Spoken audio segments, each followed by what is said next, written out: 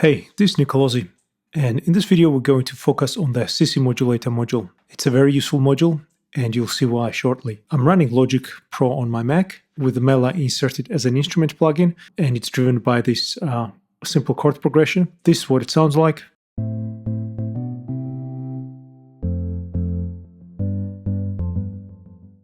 Okay, now let's look at the automation view. And if we navigate to Mela, we see that we have all the modules listed here. And if I select any of this, we see the parameters that belong to that module. And this is called a parameter tree. And thing about Mela is that it has a dynamic parameter tree, which means if I go ahead and load another preset, let's say starter keys here, it now has different modules, obviously. And when I look at the parameter tree, it has updated. So for example, if we take filter EG and I go here and rename this module,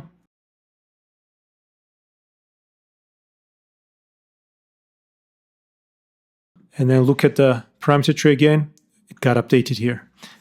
What happened was that Mela regenerated the parameter tree and Logic observes parameter tree changes. Note that not all hosts do that, and that's where CC Modulator becomes handy. Now let's go ahead and load our CC Modulator preset again.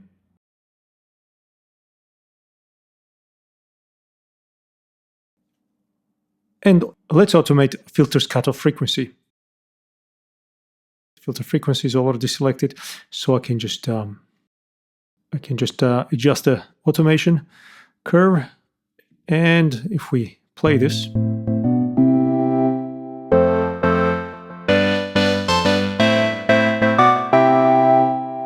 this behaves as expected. Now, even though Logic Pro is aware of the parameter tree changes, it also has one little issue, and I'll show you what that is. So if I remove this module here, again, Mela will regenerate its parameter tree, and you'll notice something happened here. Our automation is no longer pointing to frequency parameter. Instead, it's jumped to the amp envelopes intensity 8. Now, reason this happens is because Logic enumerates all the parameters. In other words, each of those parameters gets assigned a unique index. When modules are added or removed from a preset, indices of some of the parameters may change. And in this case, that's what happened. That index is no longer pointing at a filter frequency. That's a issue in Logic Pro. It shouldn't be doing that. It shouldn't be enumerating. Mela assigns unique identifier to each parameter, and frequency parameters identifier, filter frequency parameters identifier hasn't changed. Logic Pro developers should know better and use identifiers instead of enumerating them. But I'm guessing they were aware of this. It's just the code is probably old and they don't think it's a high priority issue. So they haven't fixed it, even though I've reported it multiple times. Feel free to complain to Apple and send this video to them. That's a bug that has existed in Logic Pro for a long time. But at least they observe for parameter changes. So if you're automating parameters with Logic Pro and Mela, this is something you need to be aware of. As soon as you make adjustment to the preset, just go ahead and check that parameter automations are still correct. If they're not, there is a quick way to fix this.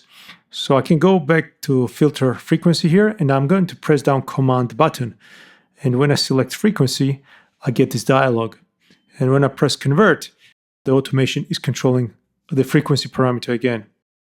So now let's go back to CC Modulator and see how we can improve the situation, say in Logic Pro. What we can do with CC Modulator is use MIDI CC messages to modulate our parameters.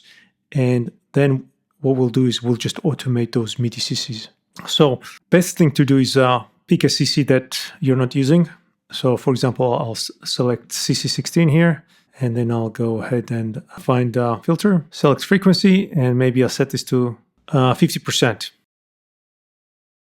Now let's use that. Because we inserted CC Modulator, now it's pointing to another thing. We can go to MIDI control and select number 16. And again, I'm going to press down Command, and we can convert this automation curve to be used by MIDI CC number 16. And maybe I'll set this to maximum and start from something like this. And now we'll see it will control our frequency.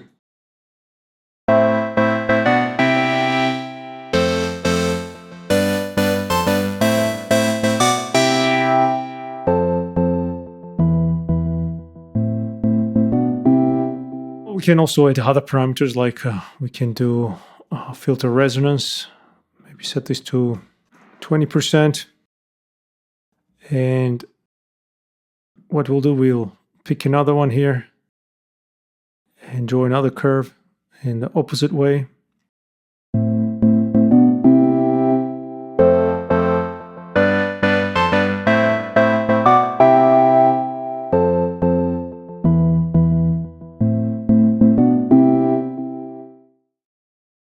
So now this is great because we can modify our preset as much as we like, and it will not mess with our automation as long as we don't remove CC Modulator or filter module.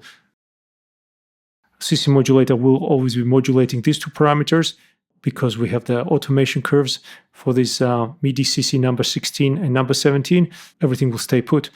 And this becomes even more useful in DAWs which don't support dynamic parameter trees. For example, there are a few on iOS, like Cubasis, for example, doesn't yet support dynamic parameter trees, which means that when you load Mela, that's the only time it will check for the parameters. And after you modify or load another preset, it will not refresh parameter tree and basically won't be able to automate your parameters.